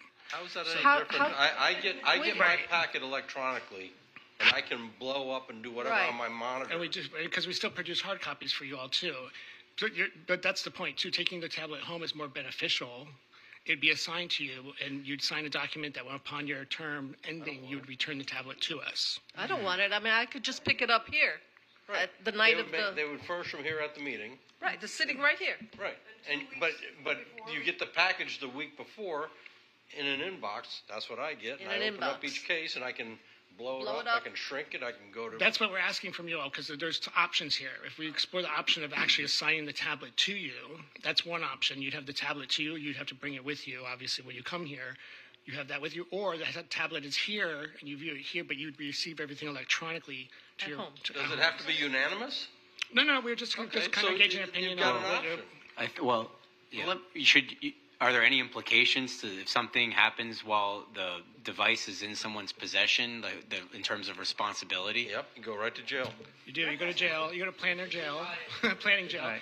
I'm not quite sure that there's a form that IT would put together through the city clerk, and we would look at the terminology in there. But you would be responsible for it, and you'd be responsible for returning it, I believe, upon the end of your term. So it's up to you, because we want to offer. Some people might not have access to a computer, or they might want to have it. It's only solely city business. They only might want it on the tablet only. Why don't you just make it voluntary? Some of us will prefer to have it here, and some of us would prefer to take it home. So if you want the tablets to take home, so for some of you, tablets would be presented here for you. You get it electronically across the board. Everybody would get electronically. Yeah, we'll find out. That's why we want to have the discussion. Have them here next meeting. Yep. And we'll use them, and Do some hopefully we training. like them. And Training, if we do, right. then you can take roll who wants one to take home in December. Can I ask a question, because I haven't received electronically. So do these tablets are they cellular, or do you need to be Wi-Fi, et cetera? I Right. travel extensively, so What you get electronically is just like getting an email. okay. And But you does just- it have and a you certain just click on- size? Huh? So I can do it on my iPhone? You can do it on your Yeah. iPhone. You can do it on your iPad, your Mac, your Apple. Well, I'm usually on the road the week before. I fly out right after these It's an meetings. email, and just Okay. click it on a link. So Okay. And it's the entire You have package. to connect to Wi-Fi. Okay. It's the entire package. Yeah. So if you're using it, and you're not on a Wi-Fi, your Right. data will not work, because we're not paying. You'd have to use your own data plan, basically, because we're not going to pay for a data plan. So basically, Wi-Fi connections would be fine. Okay. Anything roaming that's not tied to a Wi-Fi, there'd be no data plan attached to it. We Okay. would supply that as a city. that'd be something you'd have to do on your own. But I don't think that'd be wise to do that. Tie it to your own. I think I would just use it for Wi-Fi if you were choosing to take the tablet home. But listening to the dialogue, we'll take it back internally and kind of come up with some options, see if that's available at the next meeting. We'll do some training, and you all let us know if you want it or not. Can I? You get the, you're going to be getting a, so the next meeting we're going to do a training. We're going to continue to deliver you hard copy packages for the next meeting for the October. But then we would do the training component of it, get you comfortable with it. Then we take it to the next month and hopefully implement it by the end of the year, either November or December. Can I ask you something? I don't get it electronically at home. I only get paper. You don't get the link? No. No, Okay. some of us don't. So that's another option we could talk about is electronically, we would have the tablets here only for when you come, because obviously you wouldn't have hard copies anymore. But you receive it electronically, just the link, and you can view it on your own personal laptop, computer, whatever you have. Yeah. Can I make Let's a give that a suggestion? shot next Jim, time. Okay. Can I make a suggestion? Sure. Tomorrow, will you send out to everybody the same link that you guys send me so that they can literally click on what we Yes. just saw tonight? Oh, that would be good. And you can see what you're going to be looking at next month. Yeah, I mean, Because it's all right there. I just showed it to those guys. That would be a great idea if Yep. you could We'll set up retro like a tester, do what like a he tester just link, said. basically for you all, based on what was sent out to Mike. You guys can check it out from receiving things electronically, get comfortable with that. But I think at the next meeting, we'll still have a discussion and give you hard copies and getting you anticipated to go electronically. When you send it out And just for the record, electronically, they is don't it send like, me do I have to have anything special. Dropbox? It's something I asked for a couple, 3 years ago. Electronically, no. It would go to your email, and it would be a link. And in it your would be a email. link, and I don't need I don't need Dropbox on Nope. my machine to see it. No. I would be able to see it directly through Through you. that link. Yeah, Through once that you link. click it. Let's try it. Okay. Here's, We'll do here's that. this case down here. If you click on this, Yep. it opens up the entire So, package. so if we were to get it on our Oh, laptop the okay. way Mike Next does, one, click on this, when we opens bring up our the entire laptop, package. let's So say it here, opens up everything in a So PDF. if you we would have Wi-Fi connection here to use that link and So view over Wi-Fi here. If you would, I would think the option to get the link, if all of you received electronic link to the agenda backup, you wouldn't have to bring anything here with you because the tablets would be here for you to view it electronically. This would be for you viewing it at home in preparation of the meeting, but the same link would be on your tablet to view the agenda here as well. Just click back up. Yeah. Do you need a motion on that, Jim? I don't think you need a motion on it unless you want to take a motion. I think No, let's try it. Let's try it out. You want action on it? I don't, I'm looking at the attorneys. There's no motion, right? Jim, they're only going to be are they going to be like downloaded into the tablets for the actual meeting? I'm only anticipating that if for whatever reason the Wi-Fi went down in this building during a meeting, that everybody is not then able to see it. So Like it they would- see the package. On your tablets, the meeting that you come to, the agenda would be loaded up and ready to go. Got it. Okay. Just like we do with the city commission, they have everything ready and they scroll through and they go through. The difference here would be you'd receive an electronic link to you email to view it from a personal computer or laptop or whatever you have prior to the meeting. And at the meeting, we would supply the information here. So you wouldn't have to bring anything with you. Okay, let's try it. Test it out. Okay. Yes. Send this meeting tomorrow. Yeah. We don't need any kind of motion. It's because it's just discussions for the next meeting. Right. Okay. Okay, cool. Thank you. Thank you. Is that it? Move to adjourn. Speaking of paper. Second. Aye. Paper Thanks, here, Jay. will it get recycled?